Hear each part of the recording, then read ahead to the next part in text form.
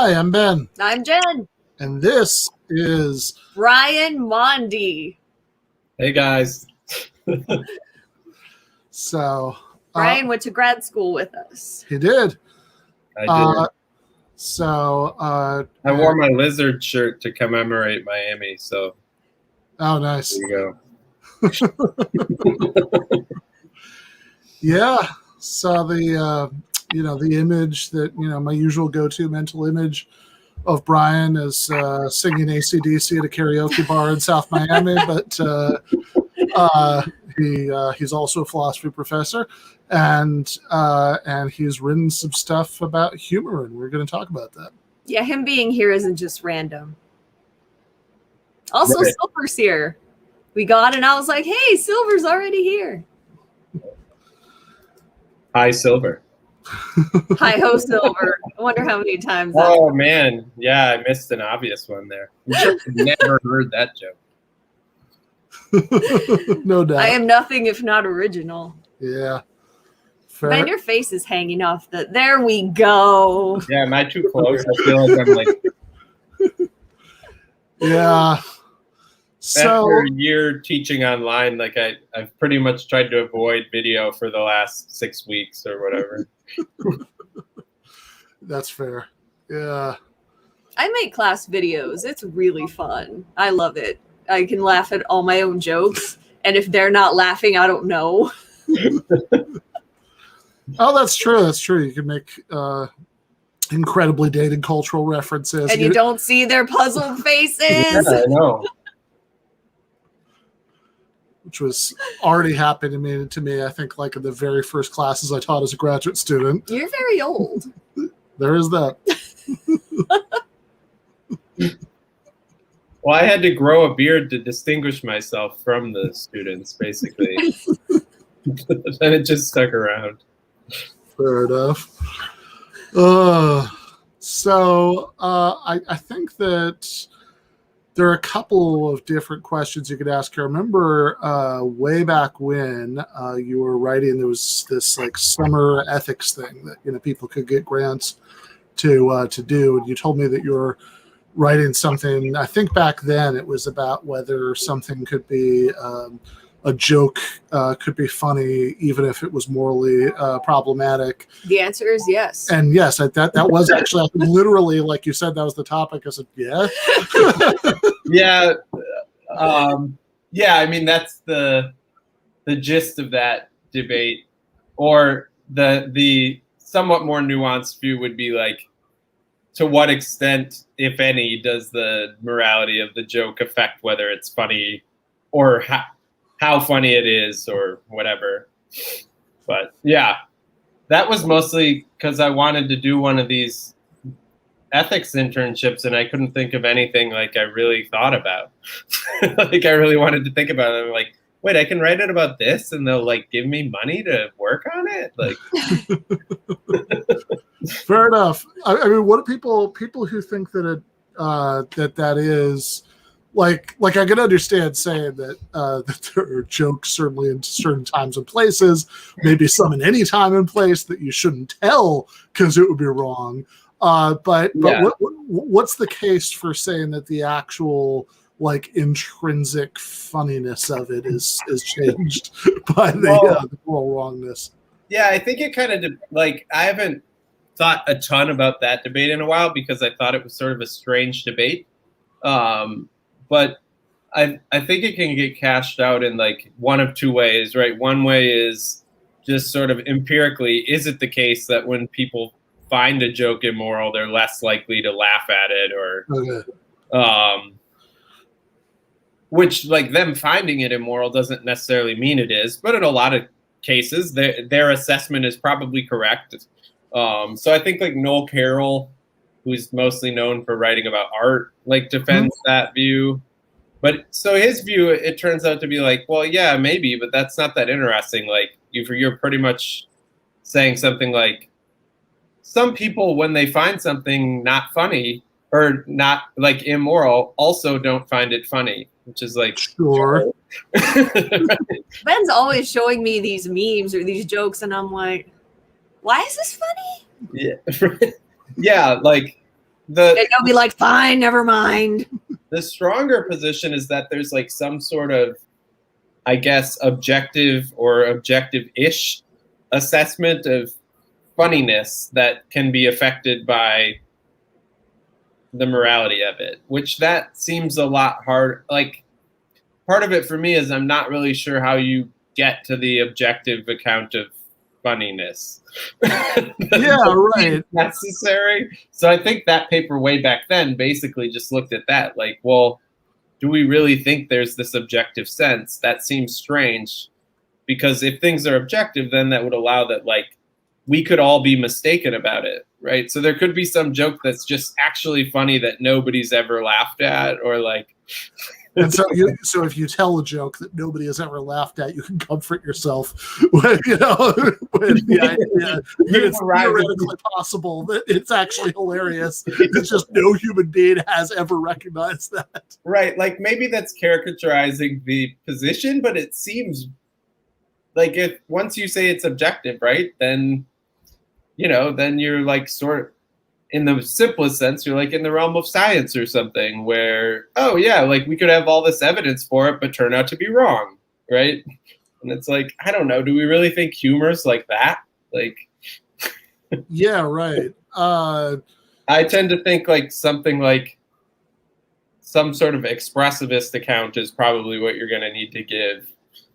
And yeah, so for people who don't know what that means, like expressivism, like usually is a position people have about morality. You could have it about other things that says that, like, when we say murder is wrong, we're not talking about some like feature that the event of murder has, like that we're not we're not like discovering some property that it has. Like I always like the sort of dumb way that I would say to students to try to get them thinking in this direction is like, if you think about like shows like Law and Order and CSI and stuff, they always have like crazy equipment that like is way beyond anything that anything that really exists that any police department in the world actually has. There's like where all the pixels come in from when they expand the picture. The fingerprint has enhance. Fingerprint has exactly one match in the entire world, not like 300 partial matches, like every real fingerprint, etc. But you can suspend disbelief about it all because you could sort of accept that, okay, maybe someday we could have these things. One thing you couldn't suspend disbelief about is if they had some little machine they put over the, where they have like the body on the ground with the chalk around it. They had some little machine they put over it that said, this says this killing was morally unjustified. Like you wouldn't accept that because you don't think that there's anything that there's anything in the world, the physical world, that would make that true. And of course you could have like some sophisticated version of moral realism where you say, no, it's objectively true, but not because of anything in the physical world. So this is a little bit of a caricature, but like, that's the kind of thing that gets you thinking about why some people think, okay, it's ridiculous to think that what we're doing when we make moral judgments is we're saying the same kind of thing that we say when we say like snow is white. That like there's this thing in the world that has this property. So if we're not doing that, we must be doing something else. What is it? Yeah. And so that could be that what we're doing is we're expressing our attitudes about it. Like in the moral case, like a certain kind of disapproval maybe of murder when you say murder is wrong. And then I don't know, what would it be in the humor case? Well, I actually was thinking I might try to work this out. I think somebody's written a little bit about it, but I mean, I guess it'd be like, right, that's where it's tricky, like amusement, like you're expressing amusement or some other, I mean, yeah.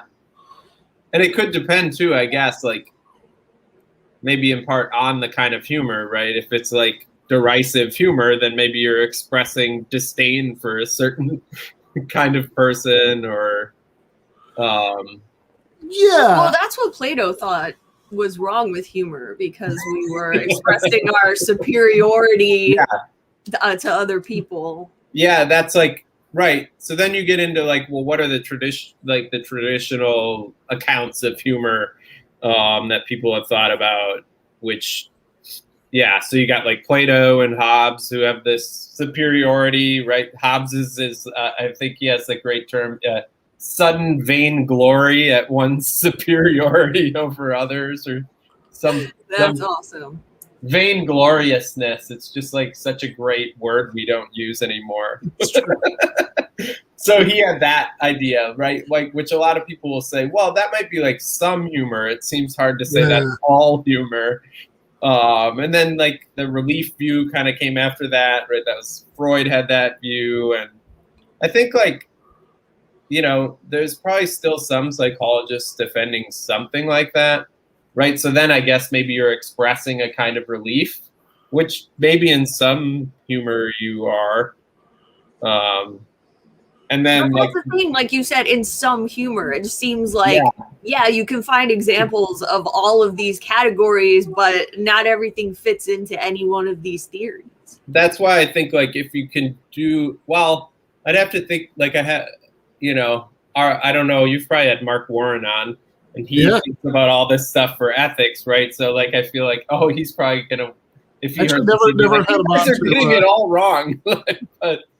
But I mean, no, he's never been on this. Actually, we've only had Ryan, and now you. Well, Mark's advantage of like expressivism or those kind of views is you can get these like pluralist sort of accounts, right? Where like, oh, we might use the term humor or comedy to like cover some range of, or funniness to cover some range of related attitudes. And that's fine because we're not saying that there's like sort of one true sense of funniness. So I think actually there's like one of the first books developing a pluralist account of truth, which this is like way far deep, well, whatever, Ben, that's your thesis is about, some of it's about that. A and not A. But, right, Crispin Wright like actually starts his book on that, like with humor as an example of like, well, we can apply the term true to that. Like somebody says that's funny and somebody else says true or whatever. Yeah, or right. Indeed. And it's like, sure. And we can make sense of that statement without being like, and so there was an objective sense of funniness that was expressed by the first, it's like, oh no, there's probably like some various emotional attitudes that appeals to or whatever. Yeah, I mean, maybe, or if you think that is true is just a way of like, is just a shorthand for saying the same thing the person just said, right? Then sure, that's funny. Oh, that's true, right? That's just kind of like, I think it's funny also. Yeah, just an expression of agreement. Right. Yeah, then something like, that if you take that sort of background, then like Noel Carroll's account probably is the right approach, right? To just say, well, look, here's some examples where it seems like the immorality of the joke for a lot of people is going to cause them to not find it as funny at all or as funny. Now, does it cause them to not find the joke as funny, or does it cause them to not want to show how funny they find it? Yeah, that's it. What do you think? I think sometimes it might be both. It could be right? either, though, right? Like, or both. Like, I mean either. Yeah, like I don't know if it could be both, but either. Yeah. Like I think for different people, different situations, it could be either. I mean, because it could be. Because I was thinking about that, we started talking about like the idea of expressivist kind of humor. It's like, okay, now I understand maybe what it means to say it's not funny because it's like, like if you're just expressing your own individual attitudes, it could very well be you're not amused by it because you're like disgusted by it, like totally crowds out any room for being amused by it. Like that totally happens. Although I also think that like even there, you're probably not going to be able to say that like maybe for some very unusual individual, but like for the most part, I don't think you're going to be able to say like in general something being morally wrong makes it not funny, because like I think very often very often I think that like there's at least a certain kind of humor that like plays off like part of why you find it funny is because you're shocked by it because it makes you morally uncomfortable. Yeah, I mean, there is a position defended in that literature that he calls comic immoralism, which kind of says that like at least for some, like the weakest version of it would be like, at least for some jokes, the immorality of it actually makes it funnier, like because it somehow like maybe the mechanism is you're more shocked by it, or yeah, I mean, right? like lots of humor trades off of like surprise and whatever, and like that's certainly a way to do that. That you're like juxtaposing something innocent with something really horrible, or like the. Yeah, I mean, I wonder, like, just to push back on that, like one thing you might think is, and this is where these debates get kind of like just labyrinthian, and I don't know how interesting they are, but like that. Oh, well, is it that you actually think it's immoral, or that like you think other people think it's immoral? Right. So you're sort of making fun of those like, sort of dour, boring people who, Yeah, like, I mean, sometimes I'm mocking their moral standards and that. But I think that probably would explain a lot of them. I mean, but it seems that there could be cases where that. No, you genuinely think that it's morally wrong, but like you also find it funny. Like, yeah, I think like part of that too, and this is where maybe the psychology side would, like, you'd need more of that approach to it, because one thing that gets brought up is that like certain emotions might prevent you from feeling other emotions. So like if you're disgusted, it's probably going to be hard to also feel joy or something like that, right? So you might think, oh, if you're disgusted, maybe that's harder to feel amusement. Although there's like, I don't know, I always think of like those Tim and Eric sketches where they're just like zooming in on somebody's mouth, like just grossly masticating some food for like 5, I don't know. Yeah. I'm glad I don't know about this.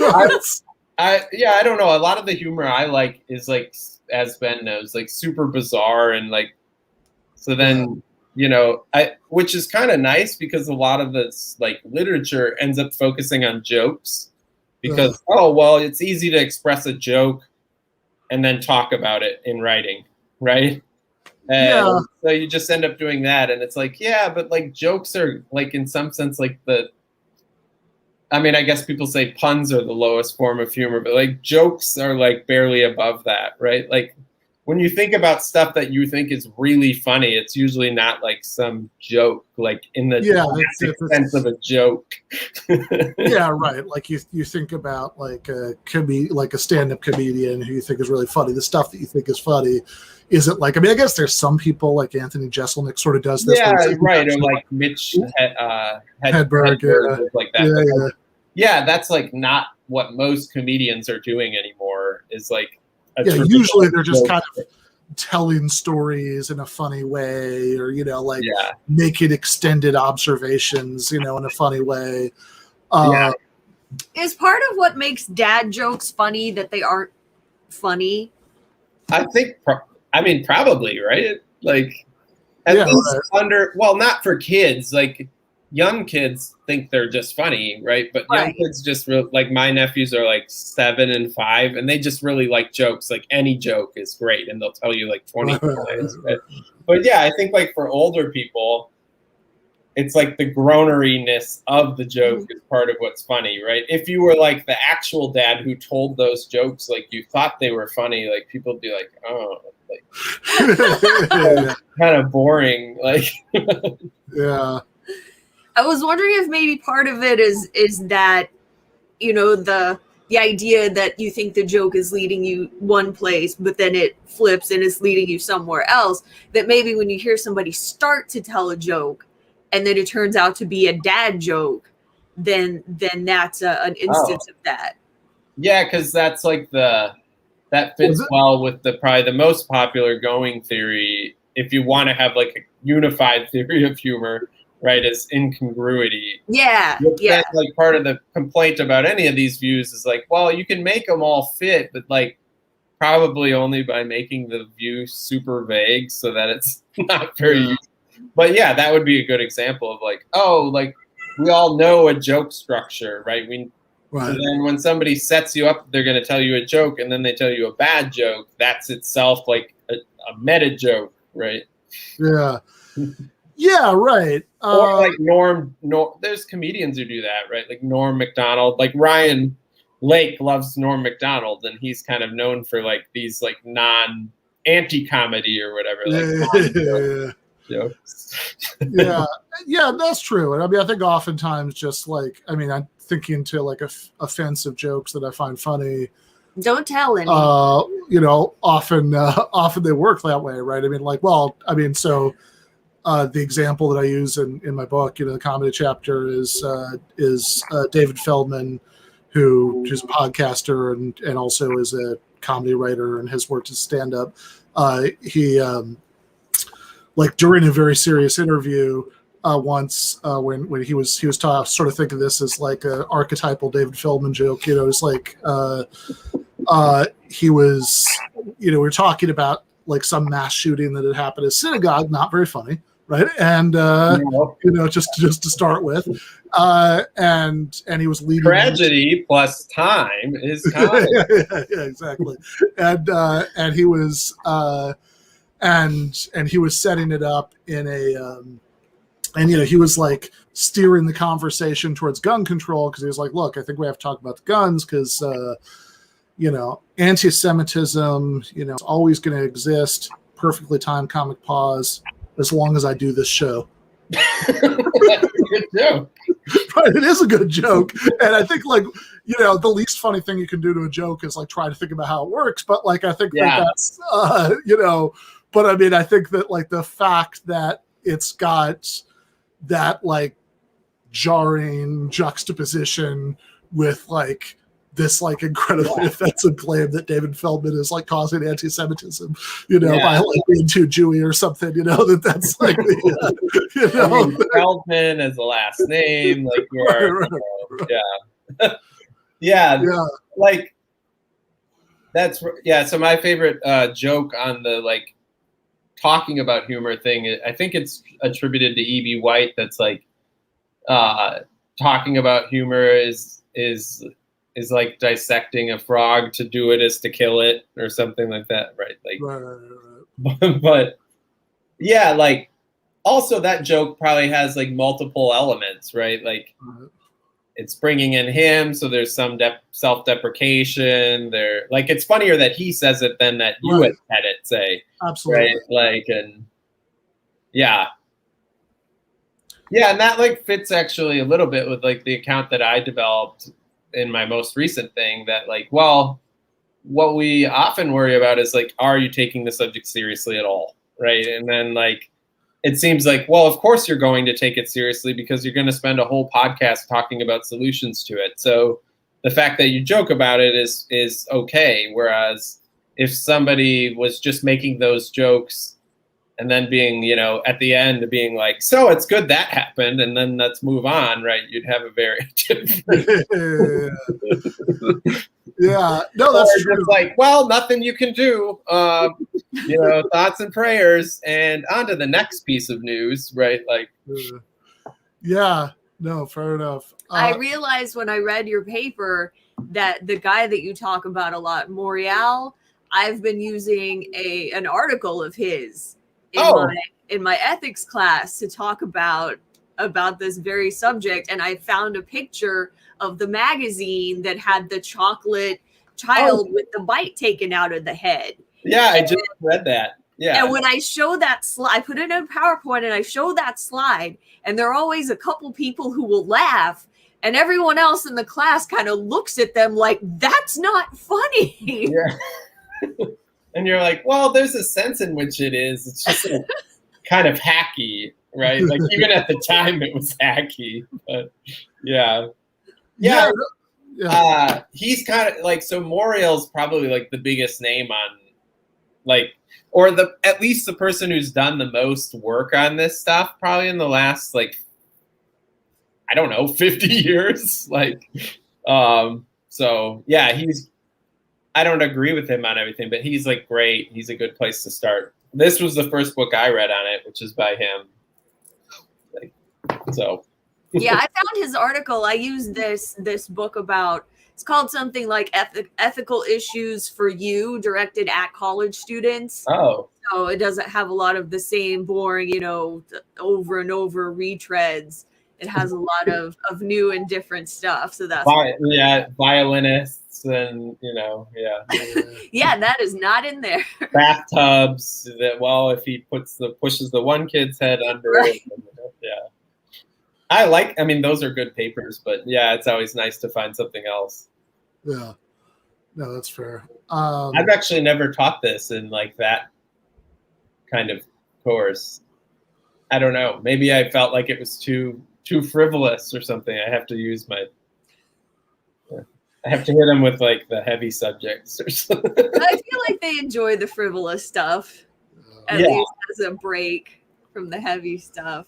Yeah. So I have a question. Did you want to say something, Ben? Oh no, I was just gonna quickly do a couple of the chat questions. Go ahead. Go ahead. Mine will. So let's see. There's okay. Don't show the corny jokes because we don't want to encourage.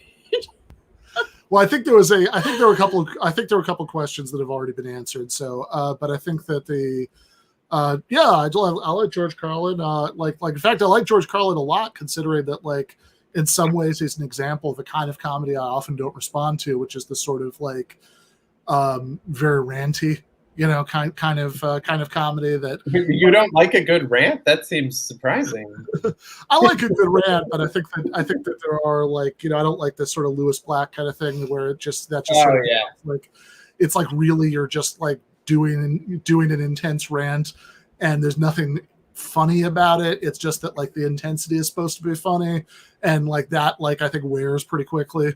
Yeah. You notice how this Michael person only cares what you think. Okay, he doesn't care what I think or what Brian thinks. He was our specialist on humor or whatever. So what do you think about George Carlin, Ben? I don't really have thoughts on anything I've seen. I've just been like, I like George Carlin, but he's one of those ones too that like kind of developed this weird cult following where it was like he's the best comedian and they're like nobody else is even close, and you're like, that's like people get that way with like certain comedians, and it's kind of, that's not fun. I mean, I think Mr. Show speaks to everything, but sure. Casual Philosophy says there was one theory about bad jokes that they offer an opportunity for group agreement. Any decent joke will have some divergence in how people find it, but everyone can agree on a bad joke. That might be right. The idea of community does get brought up like a lot, right? That we use humor, to connect with other people and like build community, right? Like you can, and then you get like in-group jokes and, so. Yeah, I mean, I also think though that like there is something to the idea that like if, like probably it seems like, I mean, whatever, it's armchair psychology, but it seems like the things that some people are like, oftentimes it seems like the things that anything that some people are going to find like really, really hilarious, it's like almost built in as an expectation that not everybody is going to respond to it. That you might need some divergence in order to be like appealing to some people enough for them to find it really, really funny. Yeah, because if everybody finds it funny, isn't it? It can't be that. I always wonder about that though, because like I tend to be a bit elitist about lots of things, but like, you watch like the big shows like Netflix or network shows like Big Bang Theory or something, and to me I'm like, how is this popular? Like, this is not, like, it's so obvious and not funny. But I mean, apparently lots of people find it really funny because it was the biggest show on TV for 8 years or something. So, or Friends, right? Friends is super popular again. And you're like, really? Like another generation of people likes this? Okay, so what I read about that is that people like to watch those kind of inane shows over and over because it's a stress reliever, because you know what's going to happen next. So there's no tension there. It's just kind of like hanging out with an old friend. I like that. That might be right. Right. Like you've got like I have shows that I watch because like they're not intellectually challenging. Like I can just put them on and just zone out, right? And so that makes sense in a way. Yeah. Yeah, I've kind of stopped for a while since my back was hurting, but last year when I was running more, like I'd try listening to like some of the podcasts I usually listen to while I was running, and and it like didn't really work because I was too like, you know, zoned out from the exertion to fall. Yeah.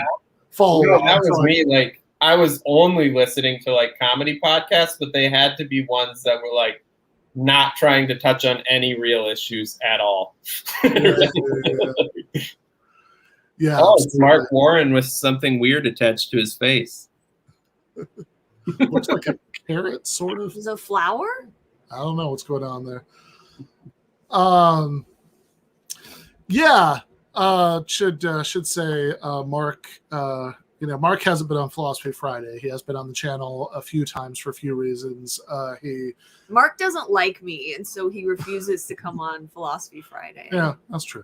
But he was on election night last year. We did this like crazy several hour long stream, and had a bunch of people come on for that. And he was on actually with David Feldman. And Feldman advised him to stop loving his children, because that's just like setting himself up for disappointment. We had a whole thing about that.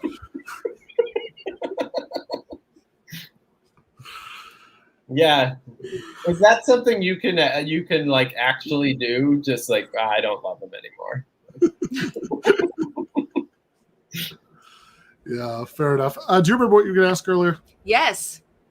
So some types of comedy, like for me, black comedy or dark comedy, if I watch something that's a dark comedy, or if I read something, every time that I read a book, I look it up on Amazon after to see the reviews, and people will be like, oh, the dark comedy was great. Oh, it was funny. Oh, and I'm just like, this was supposed to be funny? Or, like any sort of black comedy. I'm just like, I don't get, how is this funny? Why is it funny?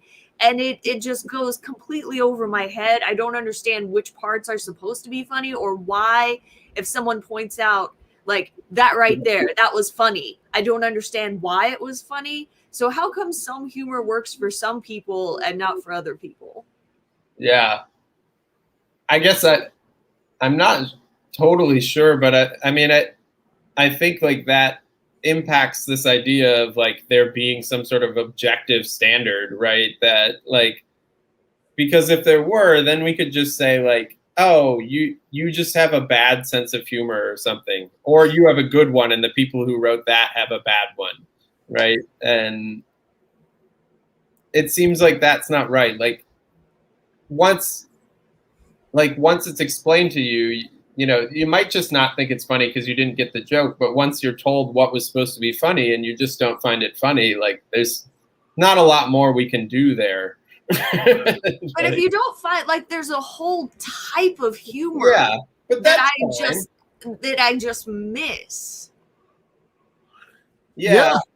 I mean, isn't that like a common thing right now though, where people are like, I guess maybe not black comedy, but some of these ones that are like, it's a dramedy, and you're like, what's the comedic part, right? Like, but, I mean, I think that's like a lot of the absurdist stuff that I like. I feel like a lot of people are just like, what's supposed to be funny about, like, what's funny about them zooming in on this guy eating gross food, or like, I don't know. We were just watching a show last night that's just out, like, what's it called? Like, I Think You Should Leave, which I hadn't seen before. Yeah, I haven't seen that. And I was like, my wife Julie and I, like, we were both laughing, but not at any of the same parts.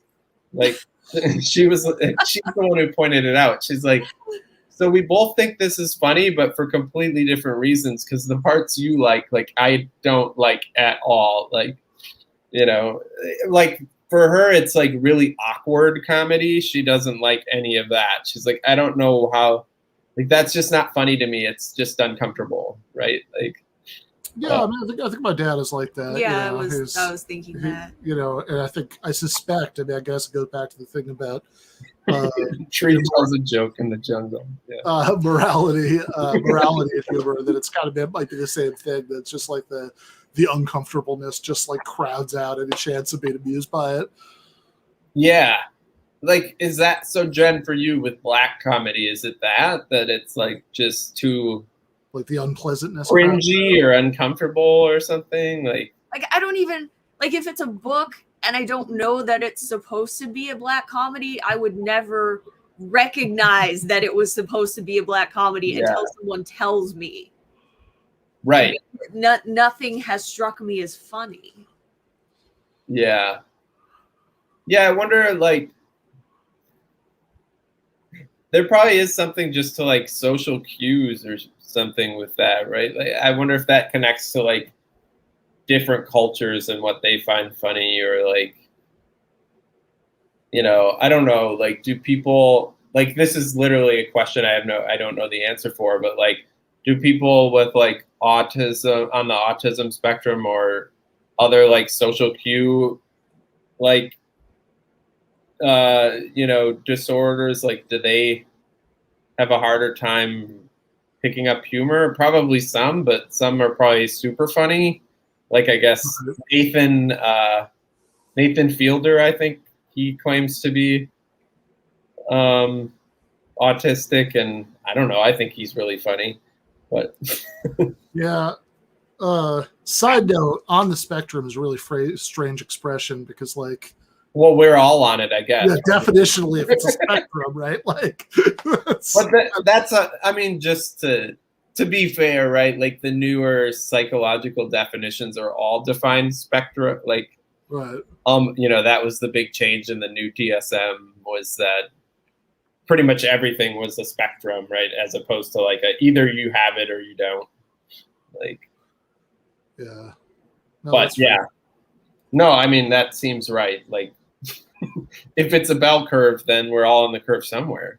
Yeah, right. So, you know, it might be on the, you know, not very much end of the spectrum, but that's still on the spectrum. Yeah. Yes, was on Jesse Lee Peterson, which was when the guy, like his producer, like reached out to me. I'd never heard of him, right? You know, like he was just like, I don't know who he is. Okay, so okay, well, is he like Jordan Peterson's like melting clone or something, or? Was this the guy that told you were a beta male because I made my own decisions or something? You let me work or something.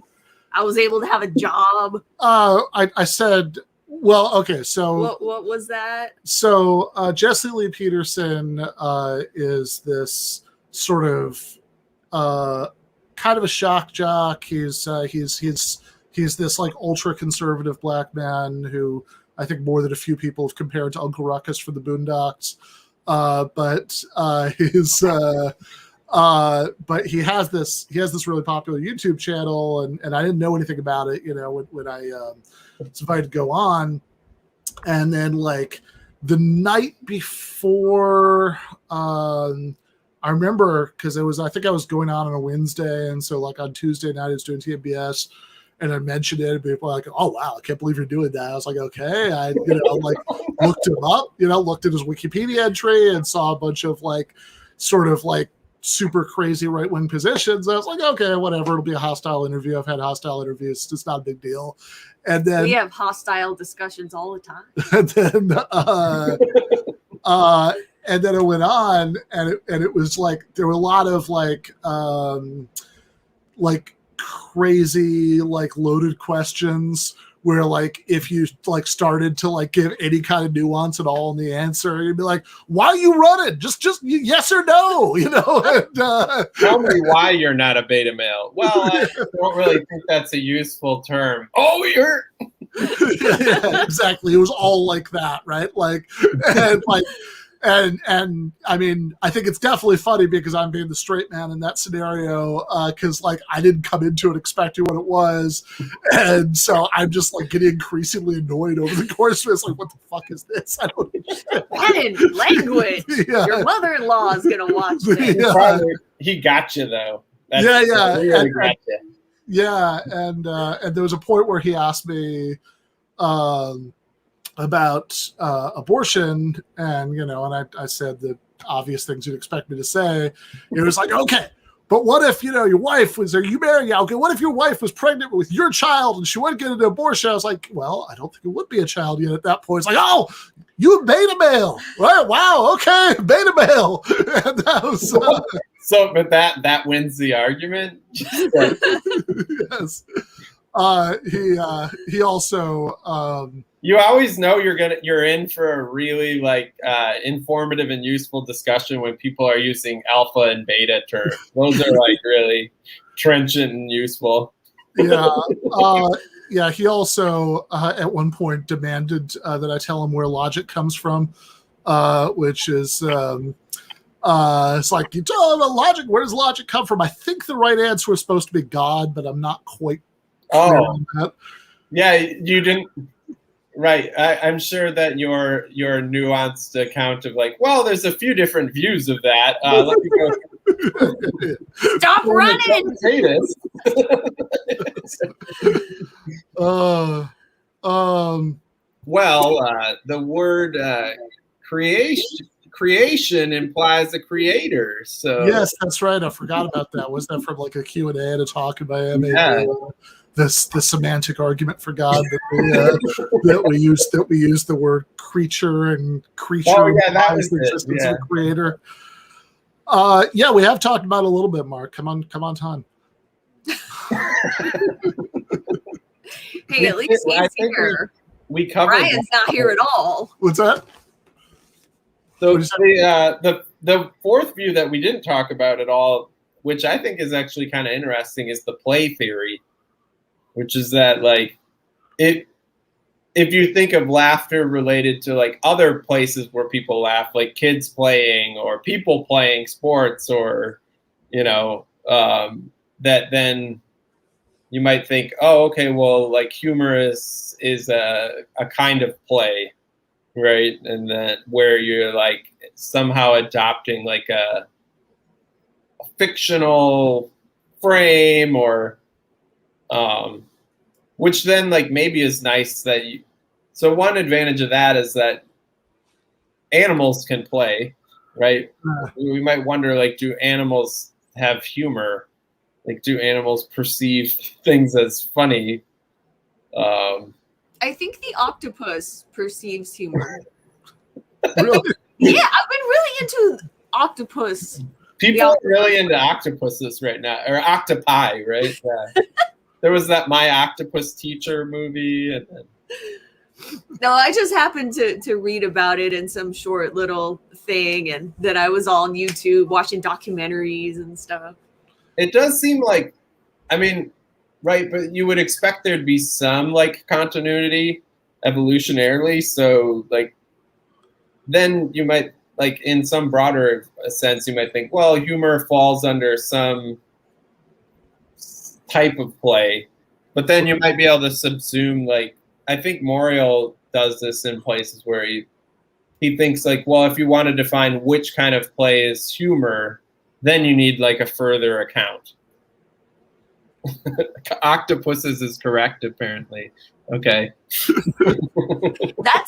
Honestly, that's the impression that I've gotten. Is it? That's correct. Yeah. Really? Yeah.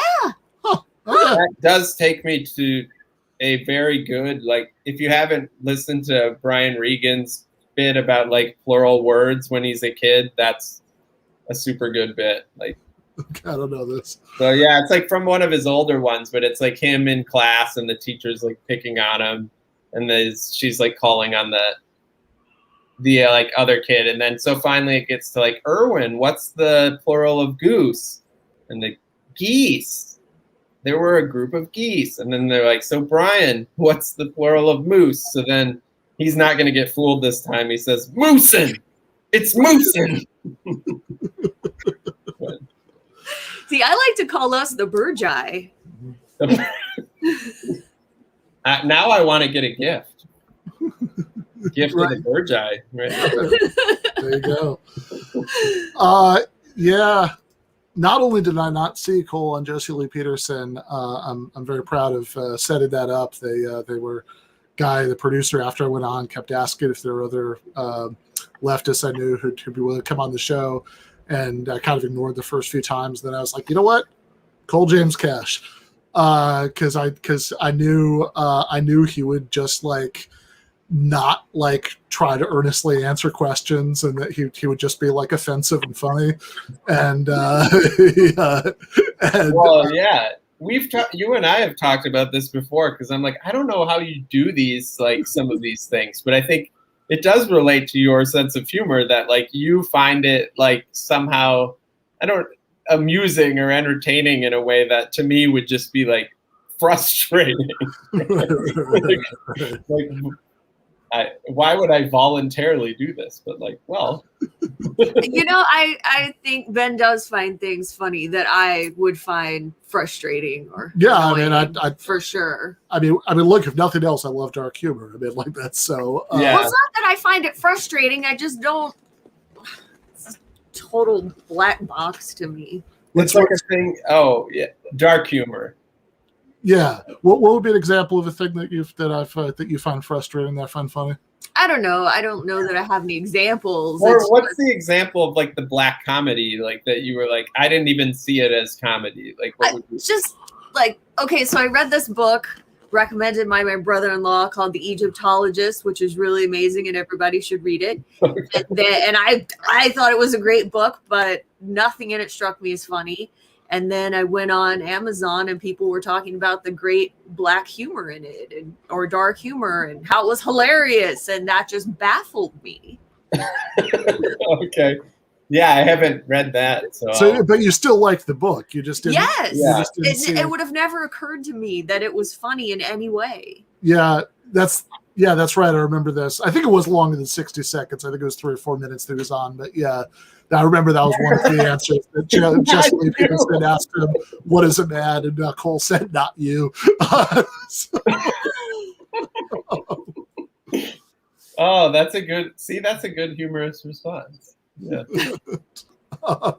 That's like my favorite.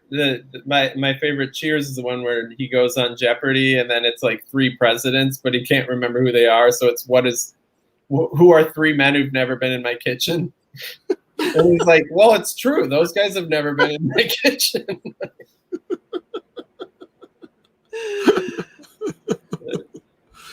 Yeah, fair enough. I wonder, like, there is some of that, like, this might not be what you're thinking of, Jen, but like there's those like the stuff where you're not sure if it's even meant as comedy, like, right? Like some people go to like Andy Kaufman or whatever, right.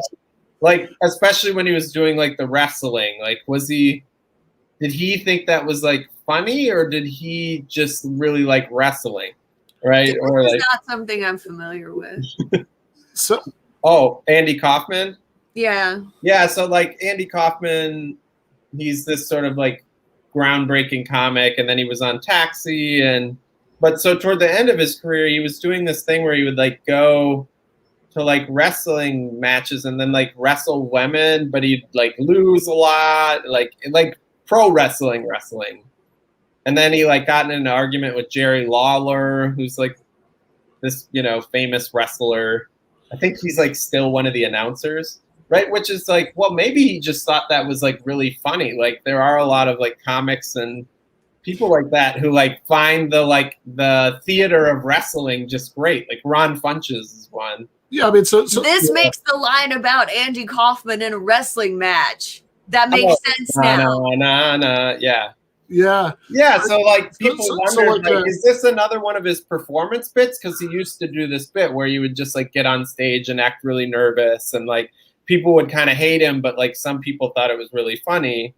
So it was like, oh, is this another bit? Or is like Andy just kind of lost his mind and gotten really into wrestling women? Like what's, Yeah. So like one of my favorite Andy Kaufman things is he gets up on stage, like like a lot of it's just about sort of subverting the expectations of like what a stand-up set is supposed to be. And so like one of the most extreme examples is the one where he gets up and he takes out The Great Gatsby and he starts reading it.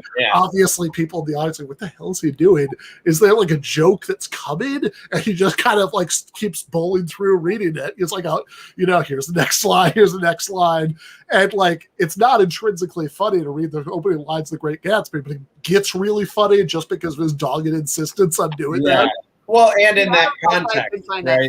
What's that? Subverting the context, right? Like So, yeah, but I think there's like or like a lot of stuff that's online now too, right? Is like things that people find funny that weren't intentionally meant as funny, right? Like, you know, I follow a bunch of blogs like that, like McMansion Hell, where they just make fun of like these terrible designs of like rich people and their crappy houses that they spent a lot of money on.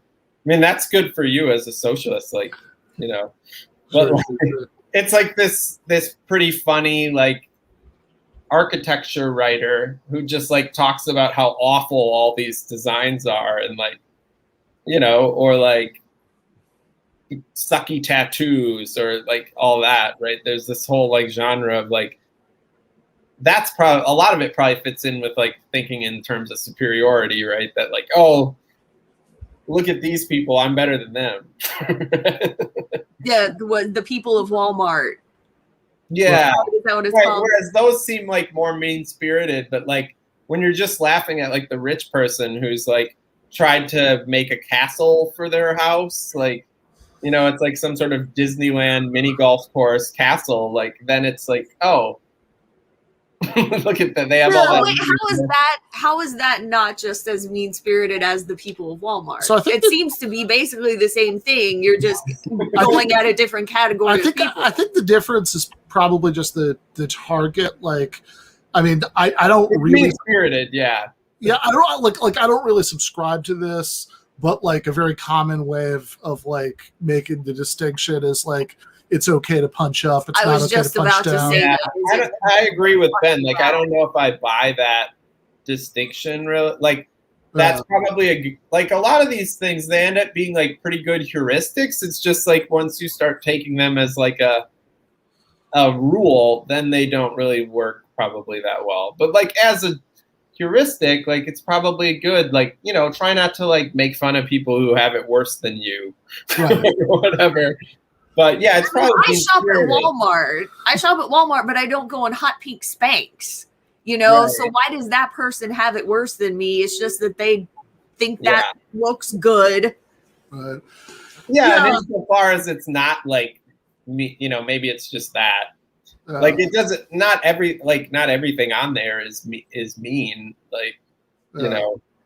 But I think that stuff that's mean-spirited that seems to be targeted at people who, even if it's not necessarily true, but there's some implication that the people whose pictures are on the website generally have it worse than people who are laughing at the pictures on the website. I think that's where the impression of punching down comes from, which actually does get us into a little bit this paper that you sent us. Or it's wait. I want to ask one more question. Okay, go for it. So, do you think that when the stuff making fun of the rich people's houses and stuff, do you think there's any jealousy involved in that?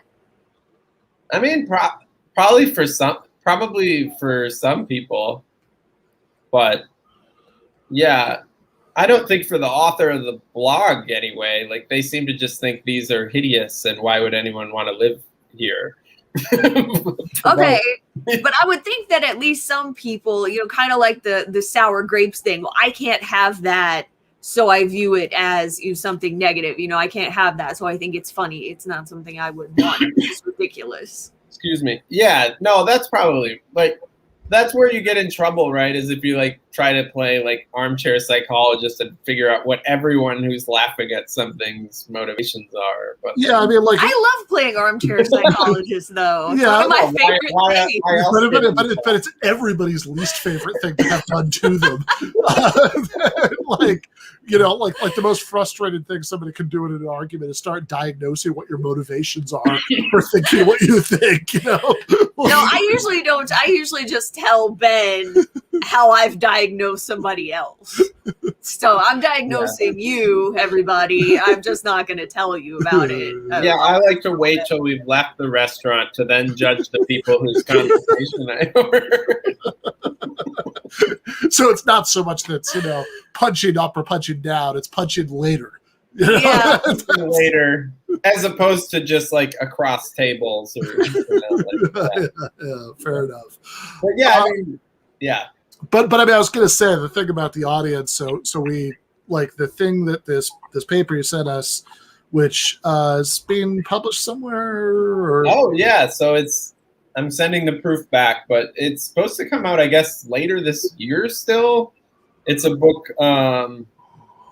It's on Rowman and Littlefield, and it's the moral psychology of amusement. So it's a whole series of papers on humor and amusement, and various aspects of that. So that sounds really interesting, actually. And yeah, one thing we do here, we do plug our own other, not me, but Ben. I don't have anything else to plug, but a big part of this is Ben plugging other stuff. Register for classes at Georgia State University.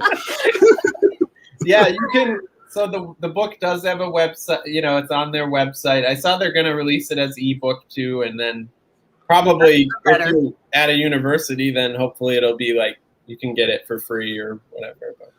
Yeah, I mean, I should also, I mean, whether you again think the punching up, punching down thing, how useful you find that, I think that I think there is something, so Silver had asked, about basically mean-spirited jokes about particular people that you really dislike, that they have which is often I mean, certainly part of whether something, is going to be funny to me or whether I'm going to like it.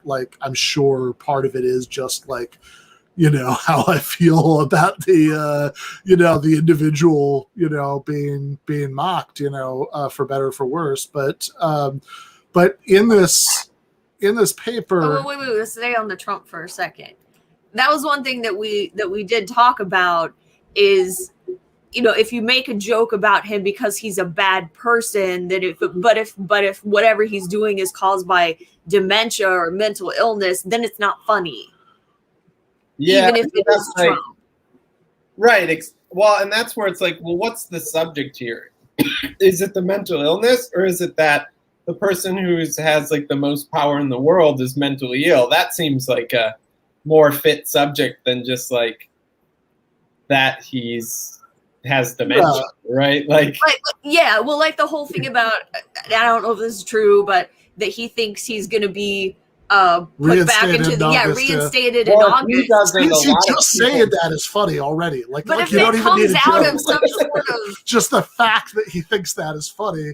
And I mean, I understand the implicit. But if it's a moral principle you're appealing to, a moral or not moral, a mental delusion because you have mental problems, it doesn't seem funny.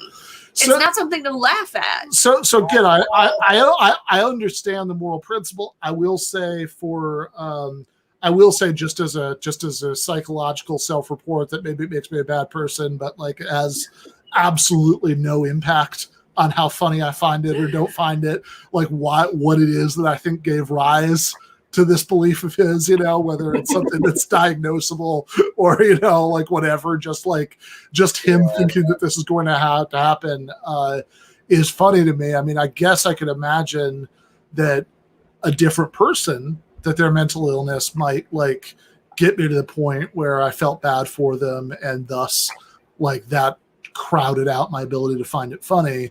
I think in some cases, whatever, that's just not psychologically in every single case. We can change the person. So I've been following this account, the Good Liars, and they're these guys who go around to the Trump rallies, which are still going on, which I also find funny, that we're still having these. And they go to those and they're interviewing people, and they were interviewing him he's so who's the president? And they're Trump is. And he's so not Biden? No, Biden's a clone, and they're following these people down their path. Right. And like, I think when it is them, you do feel like a certain sympathy, but it's still kind of funny, right? Like, why did, like, how did this, it's funny that you got yourself this far gone somehow, or, Yeah, right. I don't know, like, or just the way they say it, or, you know, like, there's this weird thing where you can end up, like, maybe this is part of what your book's about too, but, like, you can just end up policing everything, right? Yeah, like, right. And that's probably why people feel more comfortable, like, well, like, I forget who it is. my wife Julie, like, mentions this thing every once in a while of, like, oh, I like it when it's just us because we can be terrible, right? But it's like, well, part of the reason you can be terrible is that you know the other person isn't actually terrible, Mm-hmm. right? And, like, if you're in a closed enough group, like, or people who you know well, then you can do that. Whereas, like, in a bigger group, you wouldn't do that because you certainly could give people the impression that you're an awful person. Yeah, right.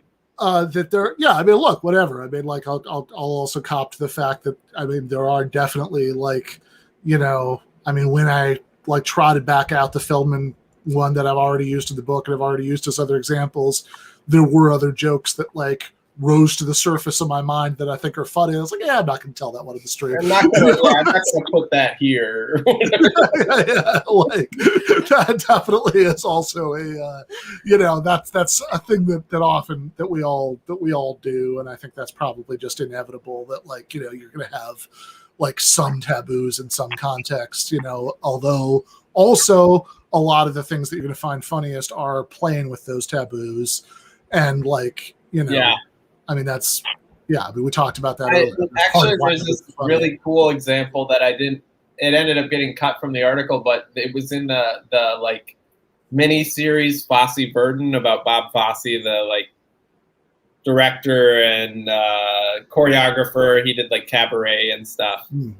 And I think this is a true story that, like, he tap danced at his friend's funeral at, like, and it was a joke, but it was, like, a joke that they had both told each other, like, oh, if you die first, I'm going to tap dance at your funeral, right? And so, like, in some ways, it was this, like, serious expression of their friendship, even though, you know, it seems super irreverent. Like, why are you tap dancing? You know, I think his friend maybe died somewhat, not, you know, relatively, like, in his 40s or 50s, or, you know, not, like, yeah, so. Yeah. Yeah, and I mean, so Toto Kaka says, I would hate it if no one ever made fun of me, which I agree. Totally, 100%. What a boring world. Like, yeah, right. I mean, it'd be a boring world, and you'd also. It depends on who's making fun of you. Well, that's the thing. That's the thing, right? Because, like, if nobody made fun of you, then that would be incredibly sad. You make fun of me constantly. See, so you don't have that problem. But, like, you just give me this particular smile, and I'm like, you're laughing at me, and he says, I just think you're cute. And yeah. I mean, if nobody ever made fun of you, that'd be incredibly sad. That would be you didn't have any friends. But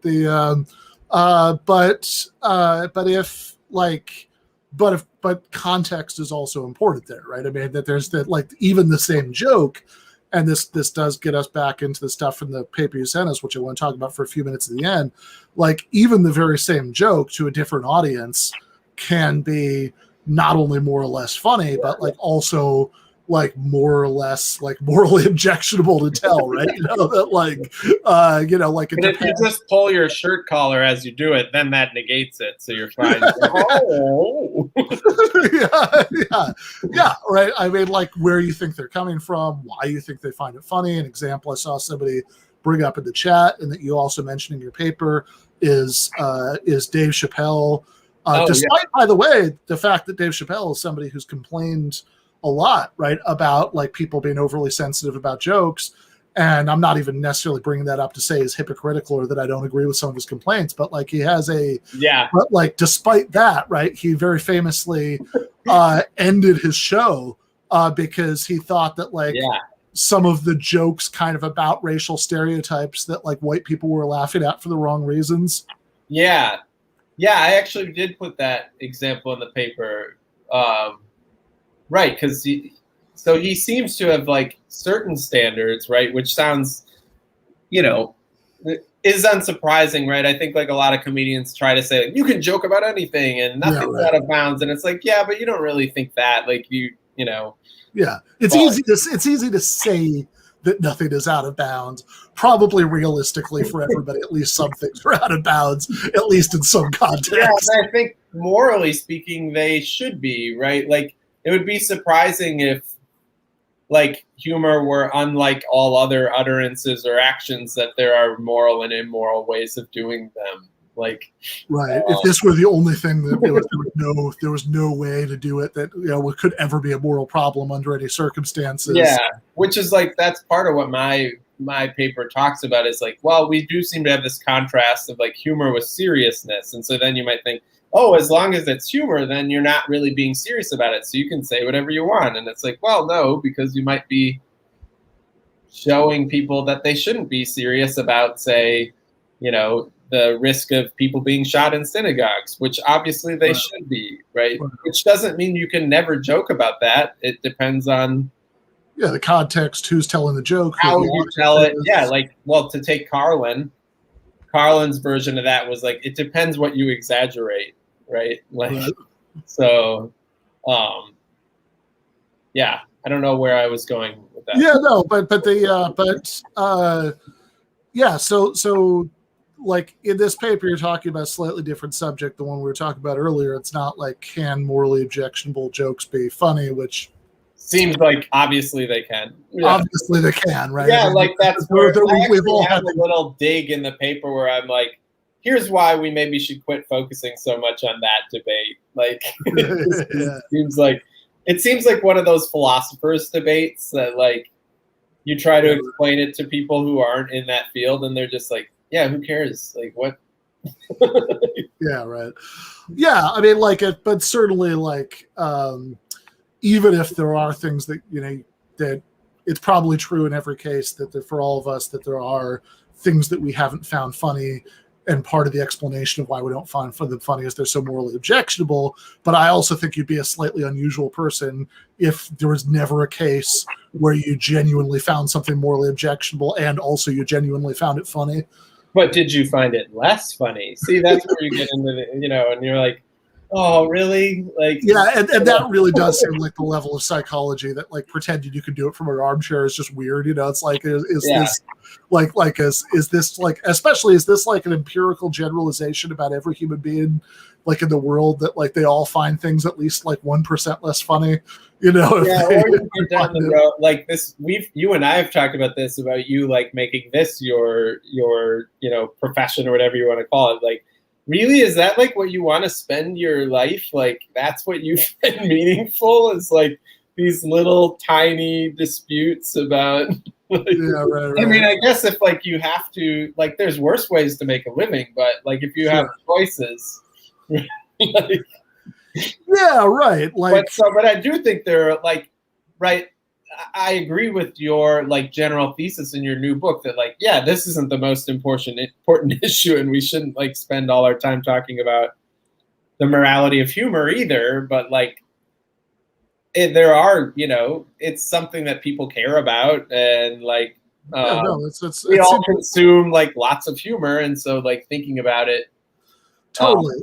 Yeah, like I think it's like I think basically, like, I mean, I think the point I'm making there is compatible with thinking that, yeah, like, totally. Like, you're not saying, oh, the jokes are never immoral. You're just saying like, yeah, let's maybe not make that the focus of our yeah. If you're like multiplying taboos to the point where like you have in an unreasonable way, you're like drawing new lines all the time and saying that like, you've got this like long list of things that you can't joke about, then A, that's probably bad for like comedy, if that's something we value. And B, it's just like a annoying way to live. Well, bad for life, that's like the person in the chat, like for life in general, like that seems like an unenjoyable or fun way to live. Like, to never be able to, joke or like, yeah. Bob Odenkirk actually has this like great thing, and like one of his like little known,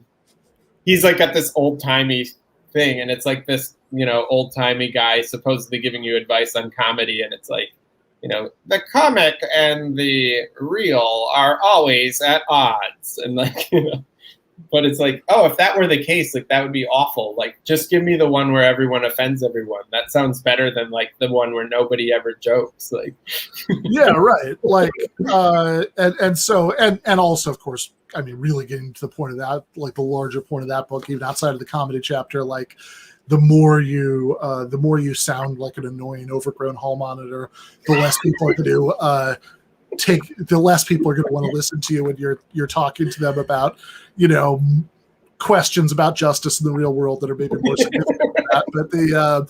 But that's all compatible with saying that, yeah, there could be times when like we can still talk about some jokes sometimes being morally appropriate.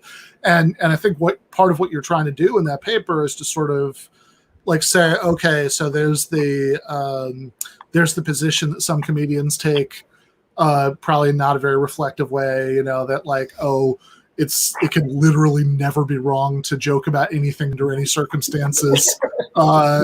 And then there's and like, okay, that's implausible, but there's also like a lot of things that people will say, like, it's never okay, it's never morally acceptable to joke about, and then like you've got some like, insert like subject, right? Yeah, insert subject, and that seems maybe a little implausible too, at least if you start thinking about examples.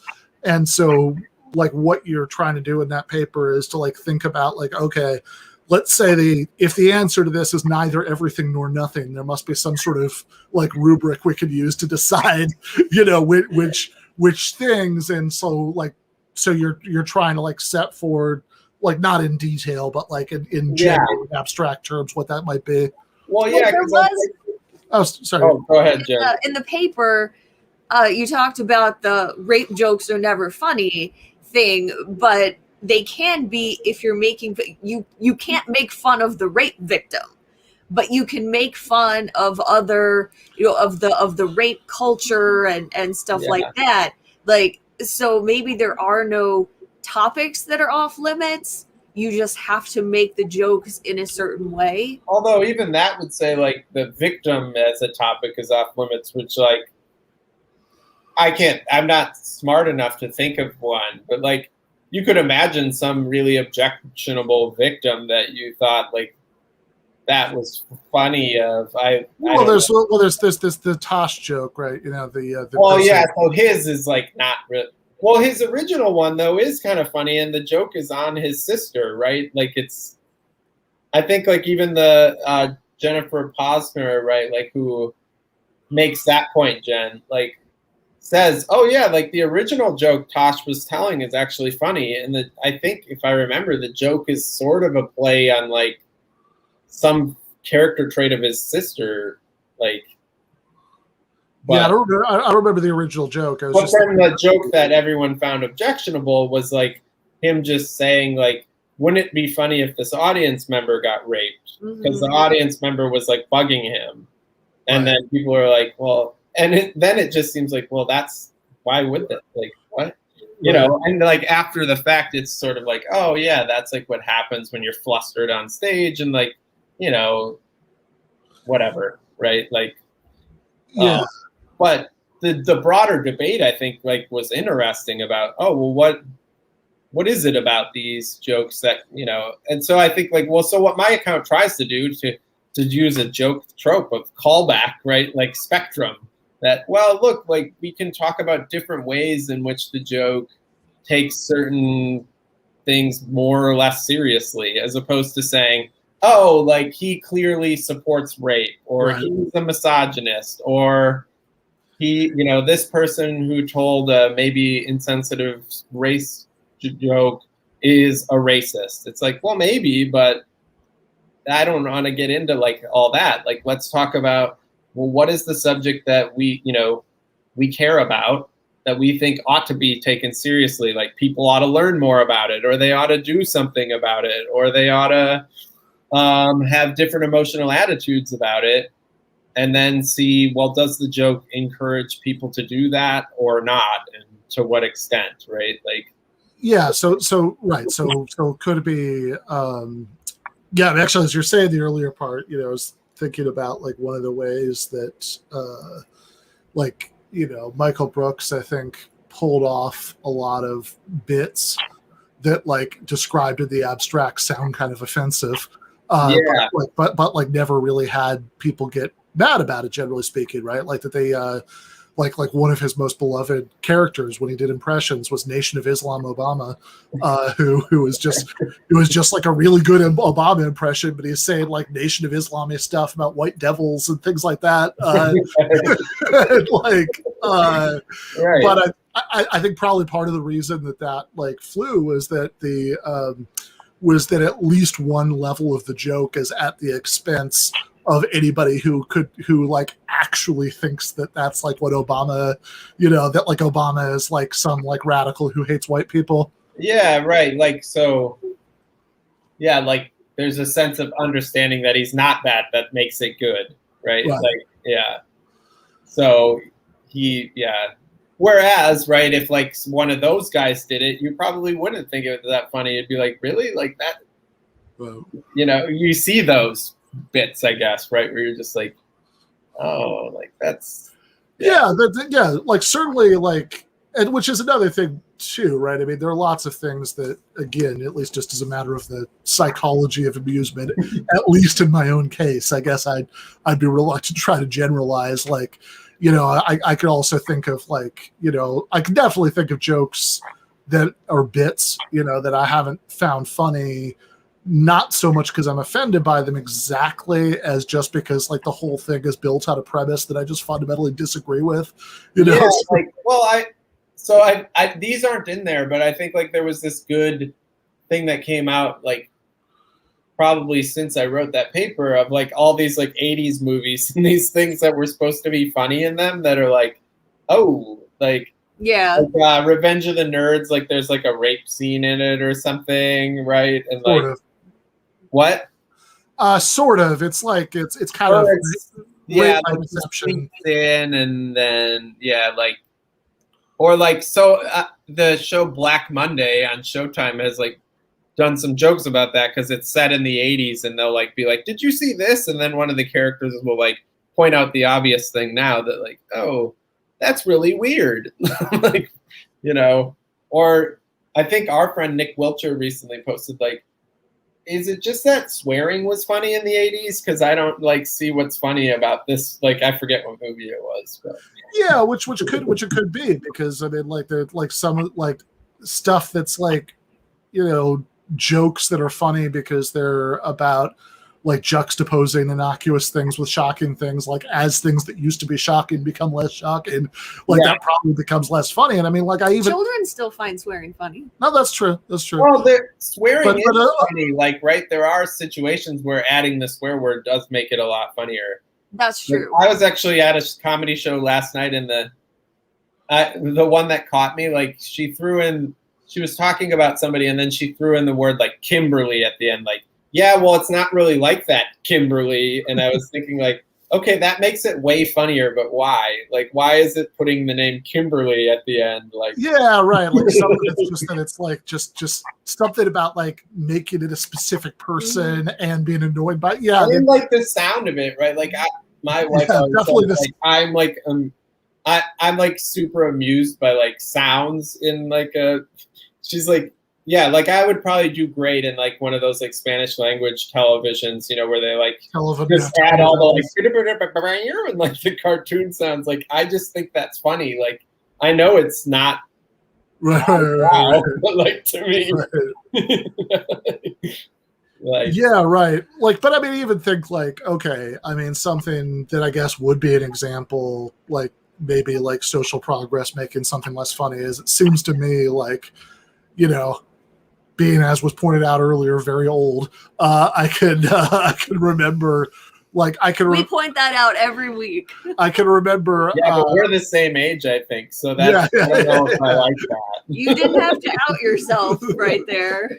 But like, okay, so I mean, you can remember like the 90s or early O's, where like just kind of referencing the existence of gayness was sort of taken funny in itself. Like you didn't really need to have a joke attached to it. It was just like the punchline could just be like, "Oh yeah, that person is gay," you know? Like yeah, that or was, like the quote gay voice was like hilarious, right? And then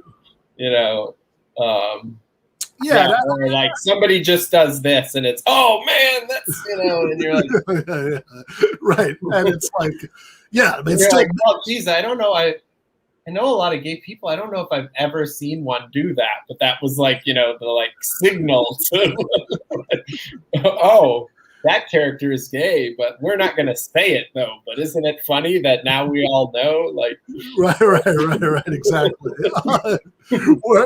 Yeah. Meanwhile, Now, my parents were probably in the background, like, oh, I don't like that they're putting this on TV.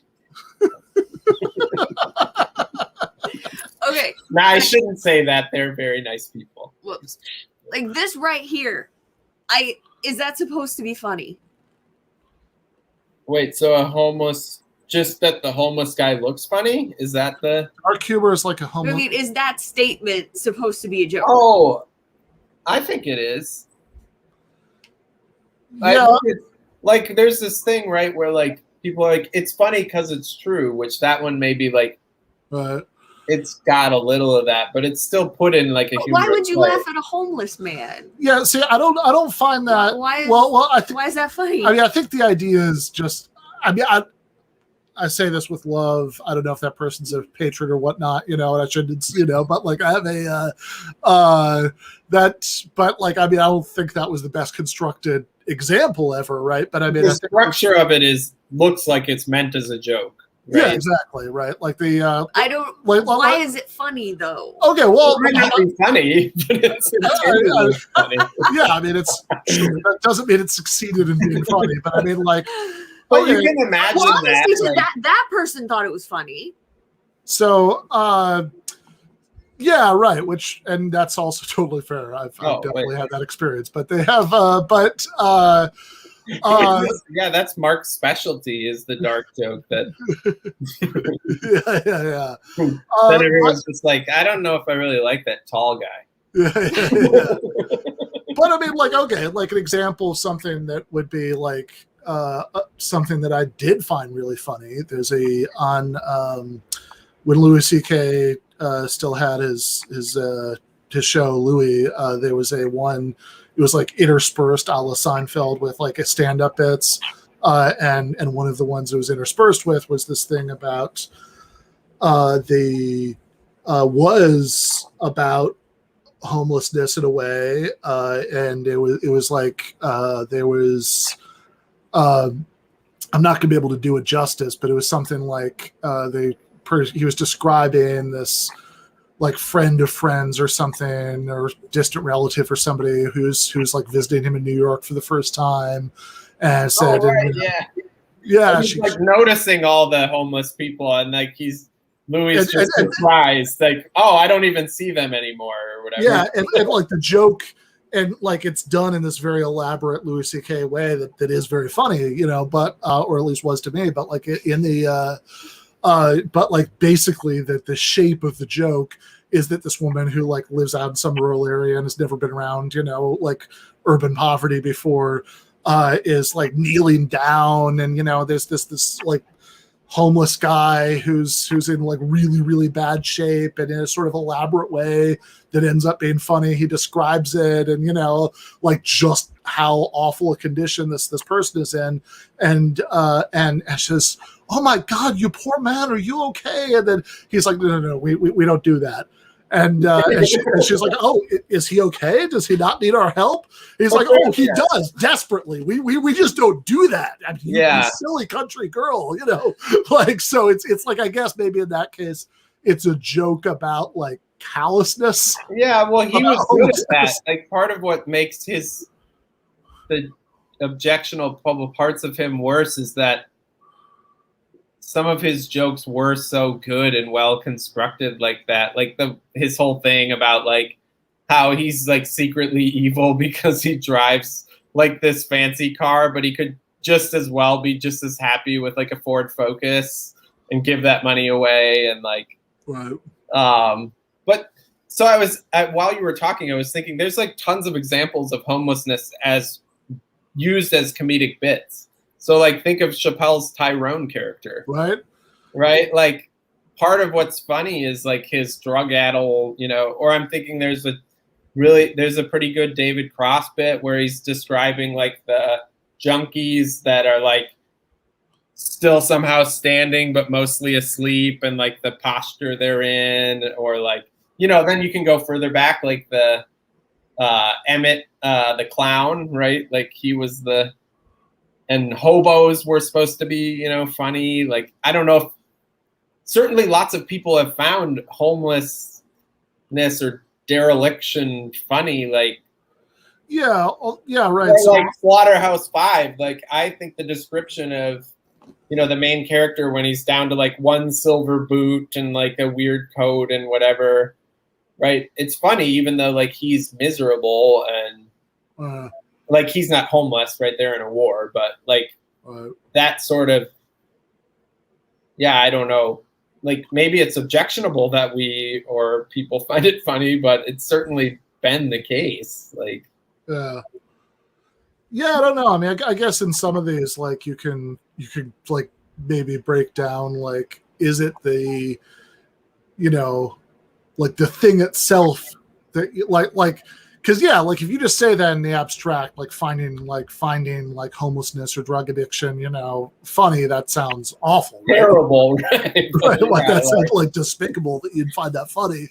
But like if so, I mean, maybe it's just that like well, there's lots of features of that Tyrone character that are funny. Like for Chappelle, one of the things that like for me makes him less funny now is just that his voice has changed, and I always found his voice and delivery like so like hilarious. Like Tyrone has a funny voice, right? Like so that's part of it too. Like I'm completely unfamiliar with this, so it's just this like homeless. I think he's supposed to be crack addicted. I mean, I don't know if it's ever specifically established that he's homeless, although given his general condition, he probably is. But but like it's the Tyrone Bigham's character, and Chappelle is just this like hopelessly addicted crackhead who's like most of the jokes are about him like sort of being desperate for like and willing to do anything for crack, which is again. Like the actual thing is the least funny thing in the world. But when you describe it, it sounds awful.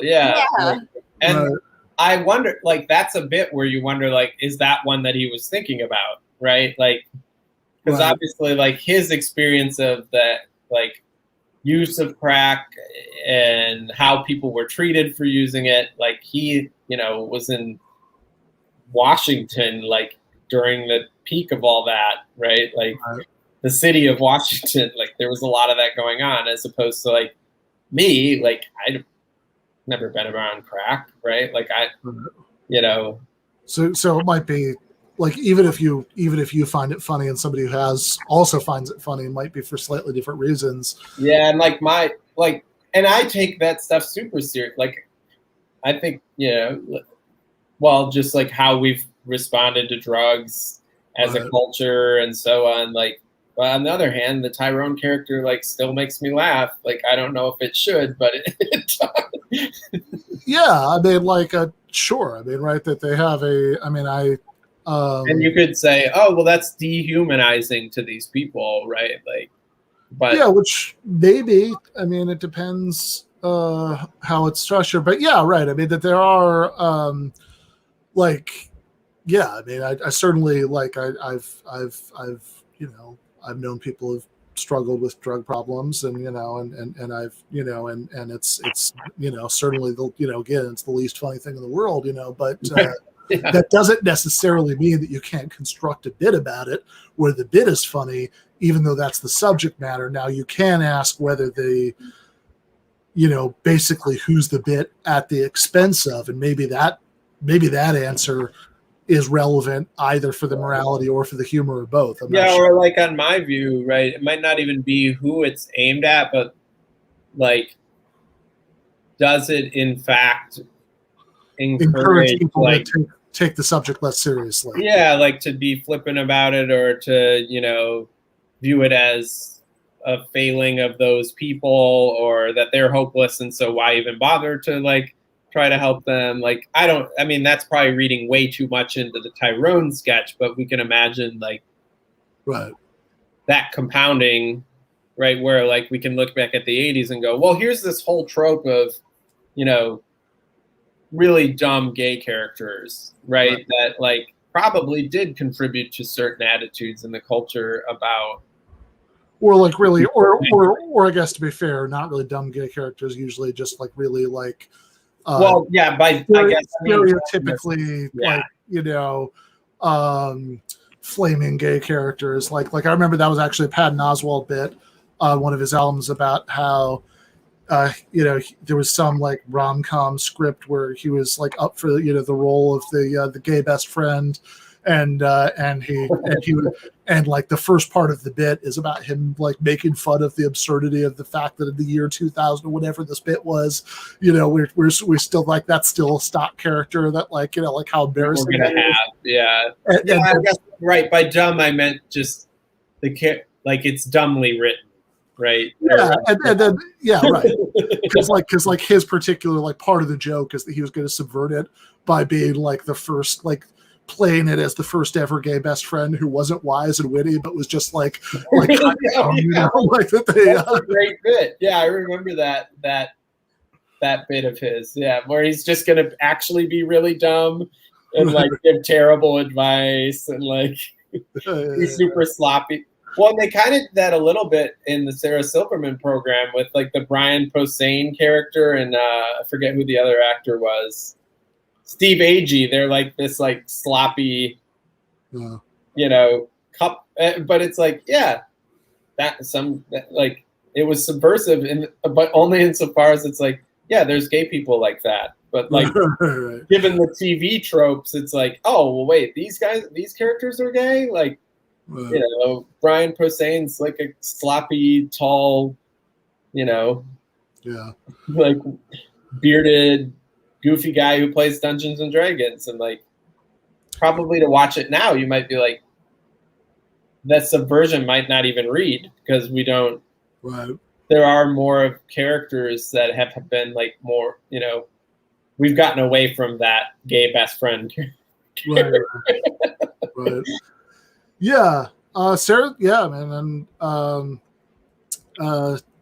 yeah, like Sarah Silverman actually also, I mean, had a rape joke that I remember, you know, finding funny. I mean, although it's in a weird way, it ends up being more of a joke about ethnic stereotypes than about rape. It's you know, she says something like, "I was raped by a doctor, so bittersweet for a Jewish girl." Oh, right, yeah, I remember. But, yeah, when she's gotten it. I mean, she's always kind of skirted that line. Like, she got in trouble for certain. She had a joke where, like, it turned on some sort of Asian stereotype, right? And then the complaint was not that, oh, she's clearly racist against Asians, but that, like, this, to make these jokes, like, in the context that they were being made, maybe isn't the best, right? Like, that it. You know, that like so I think it was at the Oscars, right? And so it's like, well, especially at the time, I think it was like 2016, right? We hadn't even had like Crazy Rich Asians or any of those things yet. That, oh, well, it's easy to do that, but like you know, there are real issues about the representation of Asians in, you know, mainstream cinema or whatever. Yeah, right. Fair enough. Well, we could keep going on this for a long time. We could. Like I think all of us could probably happily do another hour on this, but we do want to. We're gonna. My mother-in-law's here. We're gonna go out to dinner, and so we should probably do that. But fine. So now the issue with that is that she seems to have misplaced her driver's license, so she might not be able to drink. Which Do they really card that aggressively where you are? Yeah. Hey! No, I don't think anybody's going to card Francine. I think that should be fine. I have been in Targets where they carded like a 75-year-old man buying liquor, and he was like, "Really?" And they're like, "Well, the system won't go unless it like scans an ID." So. Oh. Fair enough. All right. Thanks so much, Brian. Yeah, this was fun. See ya.